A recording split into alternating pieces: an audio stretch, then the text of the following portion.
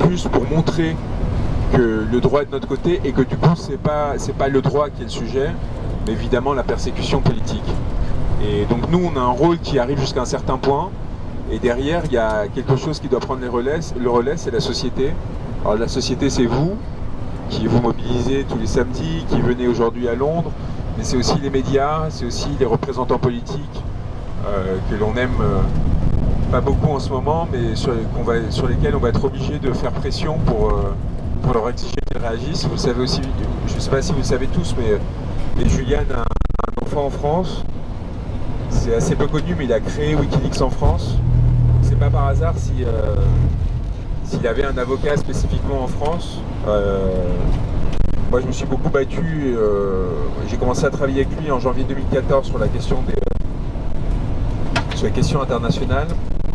Donc tout ce qui est institution internationale, c'est à partir de mon travail qu'on a obtenu la condamnation du Royaume-Uni et de la Suède pour détention arbitraire par le groupe de travail de l'ONU. Mais je me suis aussi beaucoup occupé d'essayer de travailler les institutions françaises et notamment l'Élysée pour essayer d'obtenir un geste de leur part, un asile diplomatique qui permettrait à Julian de retrouver sa famille, de se retrouver en liberté à nouveau, de pouvoir voir son enfant qu'il n'a toujours pas vu depuis qu'il est né, tout simplement parce qu'il avait peur qu'on l'utilise comme un moyen de pression contre lui s'il était identifié. Donc je pense que la France a un grand rôle à jouer, donc je pense que c'est particulièrement important que des Français soient venus viennent aujourd'hui, et il faut rajouter à ça quand même le fait que ce soit des gilets jaunes, je pense que ça a une grande valeur aussi pour le mouvement, c'est-à-dire que ça montre qu'on est vraiment capable de nous mobiliser, non seulement pour nos intérêts comme immédiats, comme les médias ont essayé de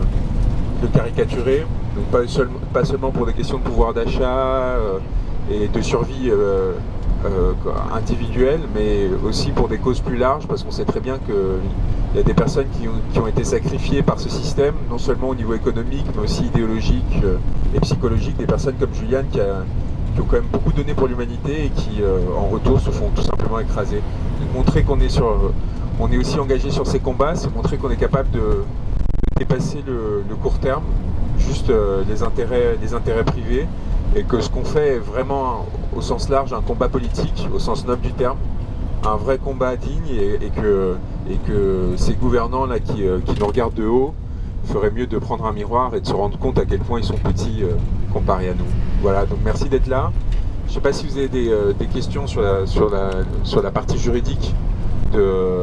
sur la partie juridique du dossier. Mais en tout cas, sachez que symboliquement, c'est essentiel qu'on ait fait ce déplacement. Je trouve ça très beau. Et encore une fois, vous avez donné beaucoup de force aux avocats et aux proches de Julian qui vont être là pour leur montrer qu'ils ne sont pas seuls, et que, contrairement à ce que font les gouvernements, malgré toutes les campagnes de dénigrement, de diffamation, tout le harcèlement qu'il subit, il y a encore des gens pour le soutenir. Voilà. Merci encore d'être là, et j'espère que ça va être bien.